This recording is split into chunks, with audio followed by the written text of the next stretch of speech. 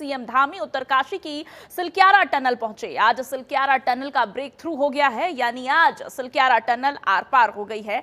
इसके साथ ही टनल के निकट नवनिर्मित बाबा बौखनाग मंदिर की प्राण प्रतिष्ठा हुई। सीएम धामी प्राण प्रतिष्ठा कार्यक्रम में शामिल हुए। दरअसल 2023 में दीपावली की सुबह जब सिलक्यारा टनल हादसा हुआ था तो देश के साथ ही पूरी दुनिया की नजर इस सबसे बड़े रेस्क्यू ऑपरेशन पर थी। बड़े बड़े टनल विशेषज्ञ और इंजीनियर टनल में फंसे 41 श्रमिकों की जान बचाने के लिए दिन रात लगे थे। ऑस्ट्रेलिया के जाने माने टनल विशेषज्ञ भी कई दिन मोर्चा संभाले रहे थे। उस दौरान डिक्स को स्थानीय लोगों के साथ बाबा बौखनाग के मंदिर में पूजा करते हुए भी देखा गया था। रेस्क्यू कार्य पूरा होने के बाद सीएम धामी ने सिलक्यारा सुरंग के पास बाबा बौखनाग के मंदिर का निर्माण का संकल्प लिया था। सीएम का संकल्प आज पूरा हो गया है। बाबा बौखनाग का भव्य मंदिर टनल के पास बनकर तैयार हो गया है। चारधाम यात्रा के लिए सिलक्यारा टनल बहुत महत्वपूर्ण है। लगभग 853 करोड़ की लागत से ये टनल बन रही है। ये 4.531 किलोमीटर लंबी 2 लेन और 2 दिशा वाली सुरंग है। सिलक्यारा टनल के निर्माण से गंगोत्री और यमुनोत्री के बीच की दूरी 26 किलोमीटर कम हो जाएगी। श्री नरेंद्र मोदी जी का धन्यवाद।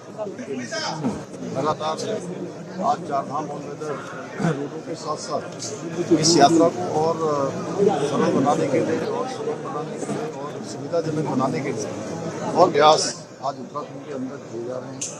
चाहे वो चारधाम और रोडों में भारतमाला श्रृंखला उसी को जोड़ना हो, उसी क्रम में आज सिलक्यारा टनल का ब्रेक थ्रू हो गया है। हमारे धामों के दर्शन करने के जो समय 1.5 घंटे से ज़्यादा का समय जो लगता था, घूम के आना पड़ता था, इस टनल के बनने से वो रास्ता मात्र 4 या 5 मिनट में पूरा हो जाएगा। मैं इसकी पूरे हमारे विभाग के अधिकारियों और काम करने वालों, हमारे भारत सरकार के केंद्रीय राज्य मंत्री सड़क परिवहन एवं राजमार्ग आदरणीय अजय टंडा जी का, आदरणीय नितिन गडकरी जी का बहुत उत्तराखंड जनता की ओर से धन्यवाद करता हूँ। चलिए आगे बढ़ते हैं। धामी सरकार ने सरकारी दफ्तरों में हाजिरी लगाने को लेकर बड़ा फैसला लिया है। धामी सरकार ने फैसला किया है कि सरकारी दफ्तरों में अब बायोमेट्रिक तरीके से हाजिरी लगेगी। सभी सरकारी दफ्तरों को सख्त आदेश जारी किए गए हैं। बायोमेट्रिक अटेंडेंस का सख्ती से पालन करने के निर्देश दिए गए हैं। साथ ही कहा गया है कि मशीन खराब होने का बहाना नहीं किया जाएगा स्वीकार। उत्तराखंड की धामी सरकार ने सभी विभागों में बायोमेट्रिक हाजिरी अनिवार्य कर दिया है। मुख्य सचिव की ओर से सभी विभागों को इस संबंध में आदेश जारी कर दिया गया है। इसके बाद प्रदेश में सरकारी विभागों में हाजिरी को लेकर हेराफेरी नहीं चल सकेगी। सरकारी आदेश में कहा गया है कि मशीन खराब होने का बहाना स्वीकार नहीं किया जाएगा। जहां मशीनें खराब हैं उन्हें ठीक किया जा रहा है। इस विषय को गंभीरता से लेते हुए मुख्य सचिव ने 1 मई से अनिवार्य रूप से बायोमेट्रिक उपस्थिति दर्ज कराने के निर्देश दिए। तो सरकारी दफ्तरों में अब धामी सरकार ने हाजिरी को लेकर ये सशर्त लगा दी है कि बायोमेट्रिक अटेंडेंस बनाए जाएंगे और मशीन खराब होने का बहाना नहीं चलेगा। आदेश के आने के बाद हर दफ्तर में जहां मशीनें खराब थी उनको ठीक किया जा रहा है, क्योंकि सरकार की तरफ से सख्त आदेश है कि मशीन खराब होने का बहाना स्वीकार नहीं किया जाएगा।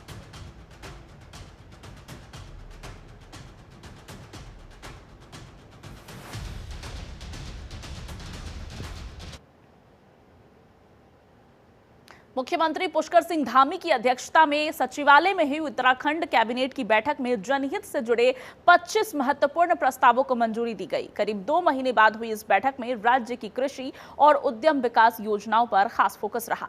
बैठक लगभग 4 घंटे चली। राज्य में वर्तमान में 682 हेक्टेयर क्षेत्र में 381 मीट्रिक टन कीवी का उत्पादन हो रहा है। नई नीति के तहत 2025-26 से 2030-31 तक क्षेत्रफल को बढ़ाकर 3500 हेक्टेयर और उत्पादन को 33,000 मीट्रिक टन तक पहुंचाने का लक्ष्य रखा गया है। किसानों को 12 लाख रुपए प्रति एकड़ के मानक पर 50 से 70% सब्सिडी दी जाएगी। ड्रैगन फ्रूट की खरीदी के लिए 80% सब्सिडी दी जाएगी। अगले 5 वर्षों में 282 एकड़ भूमि पर ड्रैगन फ्रूट की खेती की जाएगी, जिससे 450 किसानों को फायदा होगा।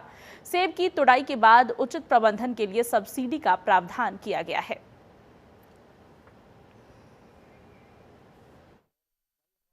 कृषि विभाग का था। मुख्यमंत्री सूक्ष्म खाद्य उद्यम उन्नयन योजना में पहले सॉर्टिंग और ग्रेडिंग इकाई सम्मिलित नहीं थी।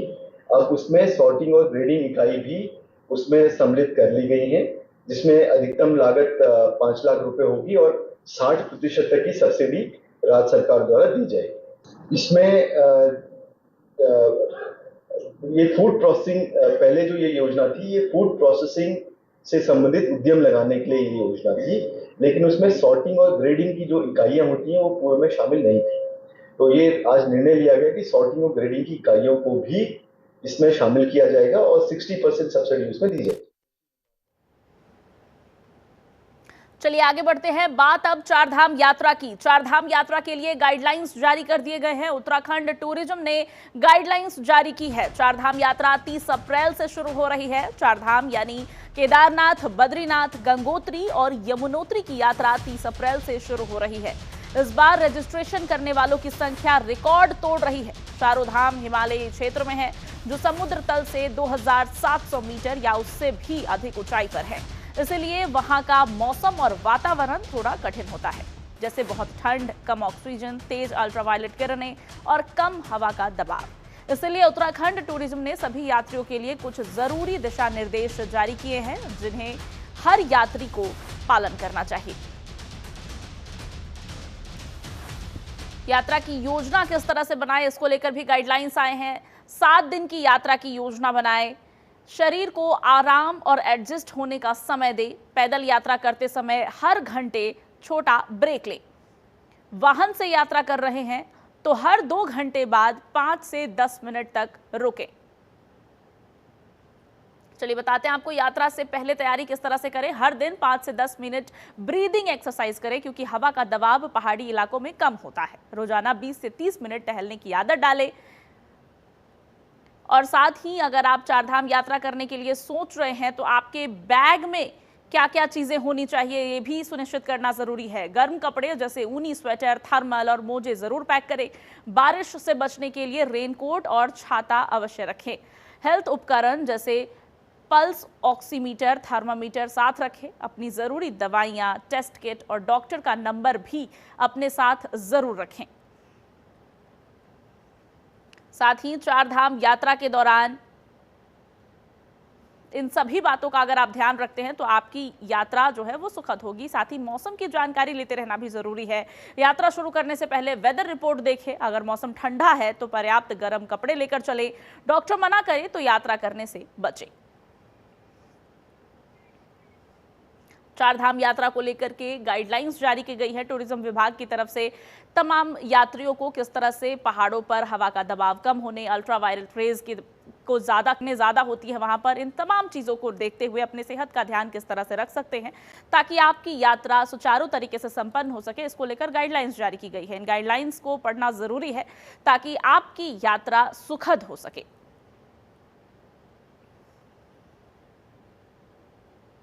तो चारधाम यात्रा की तैयारी कैसे करें? ब्रीदिंग एक्सरसाइज करनी जरूरी है, रोजाना टहलने की आदत लगाना जरूरी है। साथ ही अपनी बैग पैक में किस तरह से आप बैग पैक करेंगे, उसमें क्या क्या जरूरी चीजें हैं जो आपको लेकर जानी चाहिए, डॉक्टरों की सलाह के साथ जाना चाहिए। थर्मामीटर, ऑक्सीमीटर जैसी चीजें लेकर जाएं। अगर आप कोई दवाई रोजाना लेते हैं तो वो भी ले जाना ना भूलें। साथ ही अपने डॉक्टर का नंबर भी अपने साथ जरूर रखें।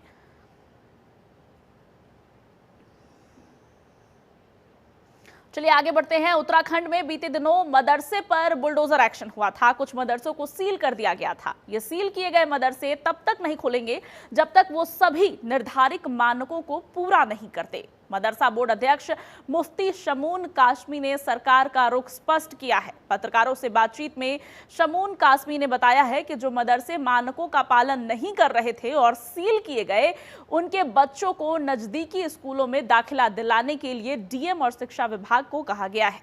उन्होंने साफ कहा कि निर्धारित मानकों से कोई समझौता नहीं किया जाएगा।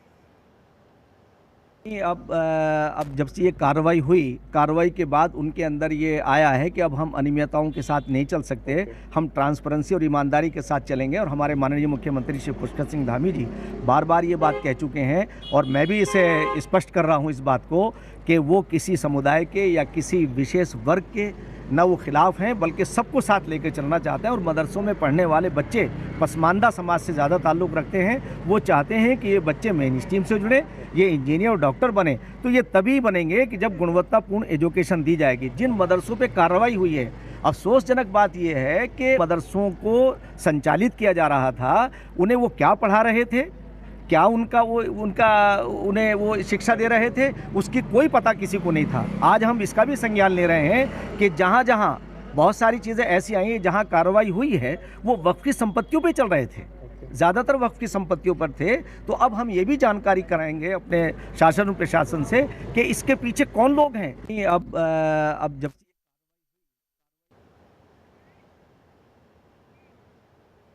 राज्य महिला उद्यमिता परिषद की उपाध्यक्ष और दर्जा प्राप्त राज्य मंत्री गंगा बिष्ट के अल्मोड़ा पहुंचने पर भारतीय जनता पार्टी के कार्यकर्ताओं और पदाधिकारियों ने जोरदार स्वागत किया। ढोल नगाड़ों, फूल मालाओं और नारों के साथ भव्य अभिनंदन किया गया। कार्यकर्ताओं में उत्साह का माहौल दिखा। जगह जगह मिठाइयां बांटी गई और महिलाओं ने पारंपरिक अंदाज में उनका स्वागत किया। मैं राष्ट्रीय नेतृत्व को धन्यवाद देती हूँ। अब जो ऊर्जावान प्रधानमंत्री अभूतपूर्व जिन्होंने महिलाओं के बारे में सोचा है, महिलाओं सशक्तिकरण जो उत्तराखंड राज्य मिला है, महिलाओं के बदौलत मिला है, इसीलिए अल्मोड़ा जनपद को महिलाओं का दायित्व देकर बड़ा सम्मान किया है। अपने ऊर्जावान मुख्यमंत्री यशस्वी उनका धन्यवाद देती हूँ। अपने संगठन को धन्यवाद देती हूँ जिन्होंने ये दायित्व दिया है। ये मेरा दायित्व नहीं है, सारे अल्मोड़ा वासियों का दायित्व, भाइयों का दायित्व, भाइयों का है और मेरी बहनों का दायित्व। अगली खबर का रुख कर लेते हैं। रुड़की में कांग्रेस ने आयकर भवन कार्यालय के बाहर धरना प्रदर्शन किया है। दरअसल सोनिया गांधी, राहुल गांधी और कांग्रेस पार्टी के वरिष्ठ नेताओं के खिलाफ नेशनल हेराल्ड मामले में आरोप पत्र दाखिल किए जाने के विरोध में कांग्रेस विधायक और कार्यकर्ता आयकर विभाग का घेराव करने पहुंचे। वहीं कांग्रेस विधायक ने कहा कि सरकार विपक्ष की आवाज दबाने और अपनी नाकामियों को छिपाने के लिए उल्टे सीधे हथकंडे अपना रही है। उन्होंने कहा कि सरकार जिस प्रकार से ईडी और सीबीआई का इस्तेमाल कर रही है वो ठीक नहीं है, इसीलिए कांग्रेस इसके खिलाफ मजबूती से अपनी लड़ाई लड़ेगी। गांधी जी और हमारे नेता प्रतिपक्ष राहुल गांधी जी के खिलाफ जो चार्जशीट जमा की है ईडी ने, तो उसके विरोध में हम यहाँ पर बैठे हैं। क्योंकि राहुल गांधी जी और सोनिया गांधी जी और प्रियंका गांधी जी और हमारे वरिष्ठ जितने भी कांग्रेसी नेता बेदाग हैं, भारतीय जनता पार्टी उलझाना चाहती है। क्योंकि अभी जब अहमदाबाद में एक प्रोग्राम हुआ, पार्टी का अधिवेशन हुआ, तो उससे राहुल गांधी जी ने लोकसभा में कहा था कि इस बार हम गुजरात को जीत कर रहेंगे, और वो प्रोग्राम करके भी दिखाया वहाँ पर, जहाँ मोदी जी कहते थे, अमित शाह जी कहते थे कि यहाँ भी कोई गुजरात में परिंदा पर नहीं मार सकता। तो वो सब कामयाब हुआ, तो उससे बुखला गए। जो है सीए वाले बैठे धरने पर, तमिलनाडु के किसानों ने जमीन पर बैठकर रोटी खाई, जमीन पर। आपने देखा होगा दिल्ली में पैदल चल के आए, लद्दाख से लोग पैदल चल के आए। आज जो है जो भी व्यक्ति संसद में या सदन के बाहर जो भाजपा के भ्रष्टाचार को, कुरीतियों को, कुनीतियों को, दमनकारी नीतियों के खिलाफ जो बोल रहा है उसे ही दबाया जा रहा है। ईडी और सीबीआई का दुरुपयोग किया जा रहा है। राहुल गांधी जी ने, सोनिया गांधी ने, कांग्रेस पार्टी ने, यंग इंडिया ने नेशनल हेराल्ड नाम के अखबार, जिसका इस देश की आज़ादी में बहुत बड़ा और महत्वपूर्ण रोल है, उसे बचाने का काम किया। उत्तराखंड की राजधानी देहरादून में अप्रैल के महीने में डेंगू के 15 पॉजिटिव मामले सामने आने पर स्वास्थ्य सचिव की ओर से एडवाइजरी जारी की गई है। इस मामले में प्रभारी स्वास्थ्य महानिदेशक ने बताया है कि डेंगू के जो मामले सामने आ रहे हैं उनमें हल्के सिम्टम्स हैं और चिंताजनक जैसी स्थिति नहीं है। हर साल की तरह इस बार भी स्वास्थ्य विभाग की ओर से जहां जहां डेंगू के ज्यादा मामले सामने आते थे वहां के लिए तमाम तैयारियां की जा रही है। बता दें कि देहरादून के 2 निजी अस्पतालों में बीते 13 दिनों में 15 डेंगू के पॉजिटिव मामले सामने आए हैं। हालांकि सभी पॉजिटिव मरीज देहरादून से बाहर के बताए जा रहे हैं। ऐसा है, डेंगू जैसे आप बता रहे हैं कि 15 केसेस हैं, वो ठीक है, एज ए पॉजिटिव हैं, but not very much severe cases जो मैंने पता करा। तो हमारी जो इसके रिगार्डिंग एडवाइजरी जो है वो हर साल जारी होती है, तो इस बार भी हमारी जारी भी हो रही है। और साथ ही हमारे जनपदों को भी लेटर जा चुका है और हम तुरंत अभी बीसीबी करने वाले हैं। और जैसे हर साल की तरह तैयारियां करते ही हैं हमारे राज्यों में। और स्पेशली जो जहाँ पर लास्ट ईयर जो हमारे डेंगू ज़्यादा केसेस मिले थे, तो उन जगहों को हम इस बार ज़रा ज़्यादा फोकस करेंगे, ताकि जो है हम इसको जो स्थिति को जो है वो काबू में रख सकें। देखिए, अभी फ़िलहाल हमने स्टेट गवर्नमेंट की ओर से, हेल्थ डिपार्टमेंट की ओर से डेंगू और चिकनगुनिया मैनेजमेंट हेतु गाइडलाइंस और एसओपी जारी किए हैं। ये हर साल हम जारी करते हैं और नॉर्मली ये अप्रैल के महीने में हम लोग जारी करते हैं, ताकि पहले से ही हमारा एक्शन प्लान तैयार रहे और हम पहले से ही हमारा जो भी मैनेजमेंट प्रोसीजर है वो तैयार रहे। तो इसी के तहत सबसे पहले जो इम्पोर्टेंट हमारी स्ट्रैटेजी रहती है वो प्रिवेंटिव स्ट्रैटेजी रहती है, जिसके तहत हम लोग सोर्स रिडक्शन का काम करते हैं, जिसमें डिस्ट्रक्शन ऑफ लार्वे शामिल है। इसमें सभी डिपार्टमेंट्स मिलकर काम करते हैं, जैसे नगर निगम है, डिस्ट्रिक्ट एडमिनिस्ट्रेशन और हेल्थ डिपार्टमेंट है। इनका फोकस सोर्स रिडक्शन पे रहेगा। इसके अलावा जो 3 डिपार्टमेंट्स अभी मैंने बताए थे, health, district administration and municipal corporation. प्रदेश में गर्मियां बढ़ने के साथ ही पेयजल की किल्लत भी बढ़ती जा रही है। सीएम धामी के निर्देश के बाद जिलेवार कंट्रोल रूम बना दिए गए हैं। वहीं अल्मोड़ा जिले के विकासखंड सल्ट के सरकारी विद्यालयों में पेयजल आपूर्ति दूर करने के लिए प्रशासन ने खंड शिक्षा अधिकारी, जल निगम, जल संस्थान के अधिकारियों के साथ बैठक कर स्कूलों में पेयजल किल्लत दूर करने के लिए दिशा निर्देश दिए। एसडीएम ने कहा कि जिन स्कूलों में पेयजल की दिक्कत है उन्हें दूर करने का प्रयास किया जा रहा है।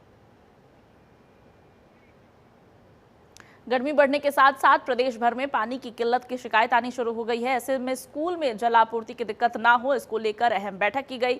पेयजल आपूर्ति को लेकर हुई बैठक में स्कूलों में किस तरह से जल आपूर्ति को सुनिश्चित किया जाए, इसको लेकर दिशा निर्देश दिए गए। अधिकारियों को विशेष दिशा निर्देश देते हुए ये सुनिश्चित किया जा रहा है कि स्कूलों में बच्चों को पीने का पानी कम ना पड़े। गर्मी के सीजन को देखते हुए खंड शिक्षा अधिकारियों और जल संस्थान और जल निगम के अधिकारियों के साथ में एक बैठक की गई है, जिसमें जिन जिन विद्यालयों में पेयजल की दिक्कत है तो उसमें क्या वैकल्पिक इंतजाम हो सकता है उसके सब। चलिए आगे बढ़ते हैं। रुड़की भगवानपुर के ग्राम सिकरोढ़ा में वक्फ बोर्ड की 80 बीघा जमीन से कब्जा हटेगा। प्रशासन ने नीलामी की प्रक्रिया शुरू कर दी है। खेत में खड़ी गेहूं की फसल की आज नीलामी होगी। एसडीएम भगवानपुर के आदेश पर पैमाइश कराई जा रही है। आज 80 बीघा वक्फ बोर्ड की भूमि कब्जा मुक्त कराई जाएगी। तहसील प्रशासन ने तैयारियां भी पूरी कर ली है।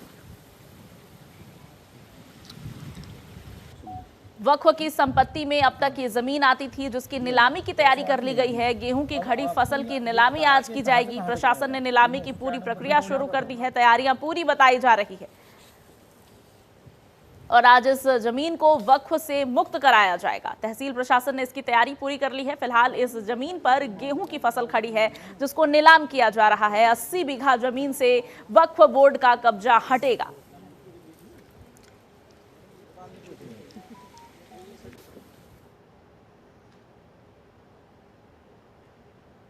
चलिए आगे बढ़ते हैं। इन दिनों सोशल मीडिया पर छाने के लिए लोग कुछ भी करने को तैयार हैं। कोई खतरनाक स्टंट करने से बाज नहीं आता, तो कोई ऐसी जगह वीडियो बनाने की कोशिश करता है जिससे उसकी जान तक दांव पर लग जाती है। ऐसा ही एक मामला उत्तरकाशी में देखने को मिला, जहां युवती को रील बनाना भारी पड़ गया है। वो नदी की तेज धार में बह गई। इस हादसे में युवती की मौत हो गई है। मणिकर्णिका घाट पर गंगा नदी में युवती रील बना रही थी। तभी रील बनाते समय युवती का पैर फिसल गया और वो नदी की तेज धार में बह गई। हादसे में युवती की जान चली गई। महिला ने अपनी बेटी के पास मोबाइल देकर वीडियो बनाने को कहा था। बच्ची वीडियो बना ही रही थी कि इतनी देर में हादसा हो गया। अपनी आंखों के सामने मां को बहता देख बच्ची चीखने चिल्लाने लगी।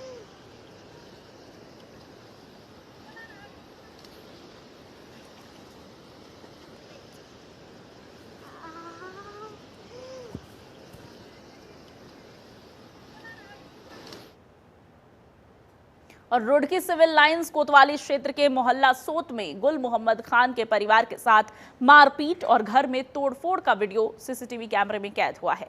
जानकारी के अनुसार ज्वालापुर के मोहल्ला कटहारा बाजार निवासी गुल मोहम्मद खान के चाचा असलम खान अपने साथ कुछ लोगों को लेकर आए और घर में घुसकर गाली गलौज और तोड़फोड़ करते हुए मारपीट की। मारपीट में गुल मोहम्मद खान की मां और भाई को चोट लगी। आरोप है कि आरोपी मारपीट के बाद डीवीआर भी साथ ले गया।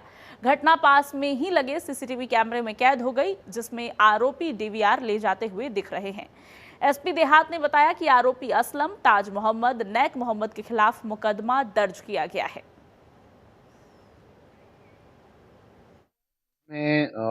जो सिविल लाइन कोतवाली क्षेत्र में किसी घर में जो पूर्व से परिचित और रिश्तेदार भी शायद दूर के हैं, वो आए थे। उनका आपस में किसी लेन देन को लेके कुछ पहले से कुछ चल रहा था। तो बताते हैं कि उस पर्टिकुलर दिन में उन्होंने वहां पर उनके साथ मारपीट करी और कुछ बदतमीजी तोड़फोड़ की घटना हुई है। पुलिस ने इसका संज्ञान लिया। प्रथम दृष्टया घटनाक्रम की पुष्टि हुई, तो जो तहरीर हमें मिली है उसके आधार पर मुकदमा दर्ज है। 3 लोग उसमें नेम्ड हैं। विवेचना आगे चल रही है, तो जैसे फैक्ट विवेचना में आएंगे उसके हिसाब से। और बड़कोट में ग्रामीणों के हक, हकूक और रियायती दर पर मिलने वाली देवदार की पीढ़ी को लेकर वन विभाग द्वारा कोई ठोस निर्णय नहीं लिए जाने से गुस्साए क्षेत्र के ग्रामीणों ने वन विभाग कार्यालय में प्रदर्शन किया।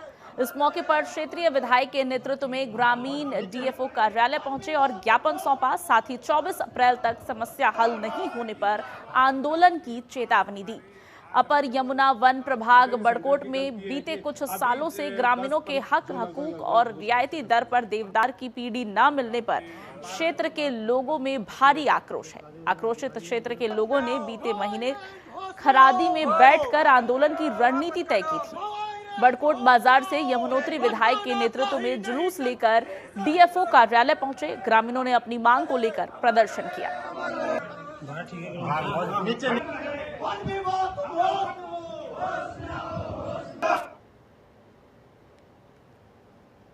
रुड़की पुलिस और सीआईयू टीम ने नशा तस्करों पर बड़ा प्रहार किया है। कार की डिक्की से भारी मात्रा में नशीले इंजेक्शन बरामद किए गए हैं। 2915 नशीले इंजेक्शनों की तस्करी करते हुए नशा तस्कर दबोचा गया है। नशीले इंजेक्शन ट्रामाडोल हाइड्रोक्लोराइड नाम से है। वहीं आरोपी ने बेचे गए नशीले इंजेक्शन से 50,000 रुपए जो कमाए थे वो नकदी को भी बरामद किया गया है। एसएसपी हरिद्वार ने कहा कि कई अन्य सप्लायर भी पुलिस की रडार पर हैं। जल्द ही उनकी भी गिरफ्तारी होगी। नशे के विरुद्ध माननीय मुख्यमंत्री महोदय की जो नशा मुक्त उत्तराखंड की पहल पर आज का बड़ी कार्रवाई करते हुए हरिद्वार पुलिस ने रुड़की में सीआईयू रुड़की और रुड़की पुलिस के द्वारा करीब 3000 इंजेक्शन के आसपास की एक बड़ी खेप पकड़ी है, जिसमें लोगों को हिरासत में लिया गया है। उनको न्यायिक परीक्षा में भेजा जाएगा। इनके साथ ही जो अन्य अभियुक्त इनके साथ जुड़े हैं, जो इस पूरी चेन का हिस्सा है, उनकी भी पुलिस तलाश कर रही है। जल्दी ही अन्य अरेस्टिंग्स भी की जाएगी। मुझे यकीन है कि नशा मुक्त उत्तराखंड की जो हमारी पहल माननीय मुख्यमंत्री की है, उसको लगातार हम लोग साकार कर रहे हैं और उसमें और भी बड़ी बरामदगी होने की संभावना है। उत्तराखंड के इस खास बुलेटिन में फिलहाल बस इतना ही। आप देखते रहिए जनतंत्र टीवी।